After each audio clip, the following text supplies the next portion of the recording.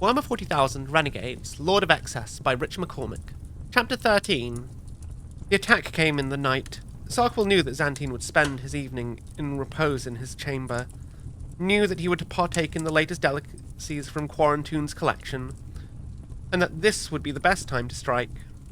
While his leader was drifting in the spaces between the souls that inhabited his body, it was easy for Sarkwell to reach Xantine's chamber.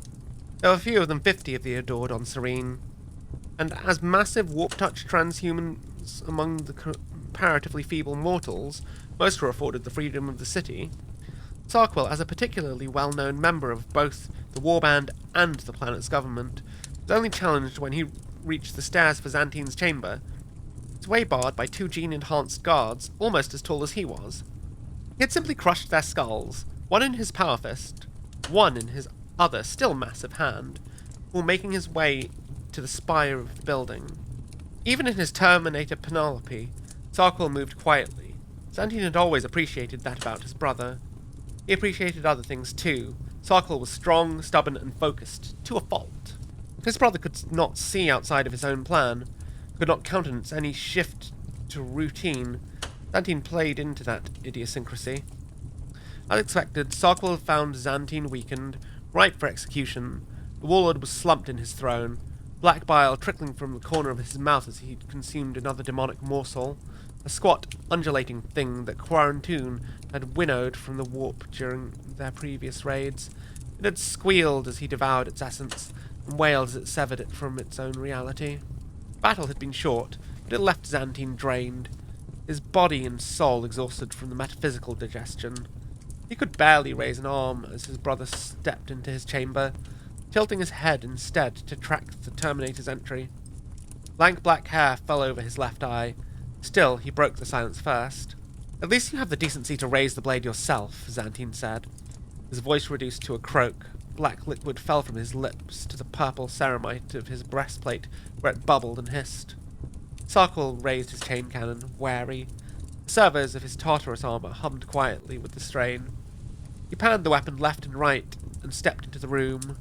It was long, and it had been ostentatious even before Xantine took up residence. Space Marine had only made it more so. Sculptures and statues stood freely between the plinth, daises topped with golden eggs, chattering homunculi, and other such oddities. Standing in front of huge windows that ran the length of the room. Assured that they were alone, Sarkwell spoke. "You left me no choice. You were always fated to betray me," Xantine whispered through a slackened jaw. "Just a matter of when. You fool. I followed you. You promised our legion would be restored to its glory, standing in our rightful place as the vanguard of the long war. You promised me an army, a fleet, a war worth fighting," Sarkwell sighed. It was a strangely human sound. "Pretty words with shallow ends. You are the same as the rest of them. Eidolon and Lucius, and Caesaron and Fabius." He took a step forward, chain cannon still raised. "Petty." Another step. "Shallow." One more step. "Weak." He stood 10 yards from Xantine now, at the bottom of the carpeted ramp that led to the Lord of Serene's throne. "I hate this world, Xantine. I hate its mewling, snivelling mortals. I hate its 409 million square yards of fertile grassland. But most of all, I hate you. I hate you for confining us to this dread planet, while the rest of the galaxy is ripe for plunder." He raised his chain cannon. The gilded maw at the tip of the barrel glinted in the chamber's candlelight. "Toricon, Quarantune, Bavisk. They can't see it yet, but they will. You are nothing but a pale imitation of our father, a child desperate for approval. I am not Fulgrim," Xantine said, his voice barely a whisper.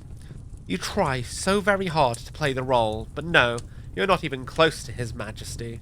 Xantine pulled his blackened lips into a grin. "I am better."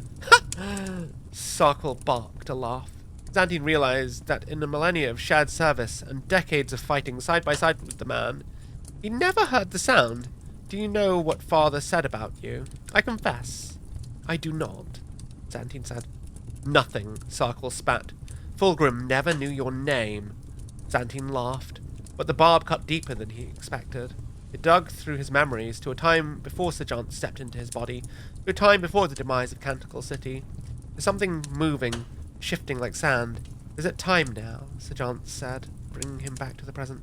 "Yes, my sweet." The words tumbled from his mouth, and he fell within them, out of his body. Colours dulled, sounds faded out, taste, smell, and touch became memories.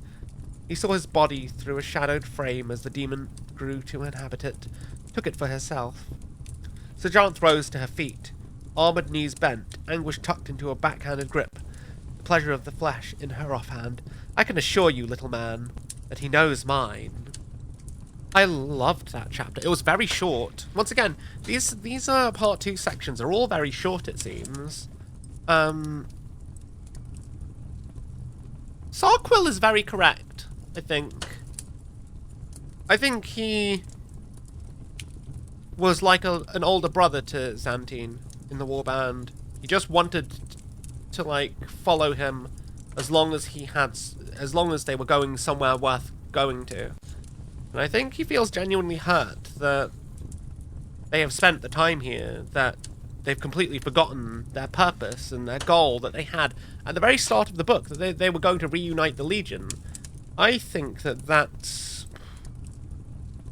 was a very emotionally charged, I think is the right way to describe it. It was more than I expected, honestly. Holy shit. Yeah, I quite enjoyed that. Very short. Very short. The next one will be up soon, probably. Much sooner. These short chapters are going to be quite easy to edit, I think.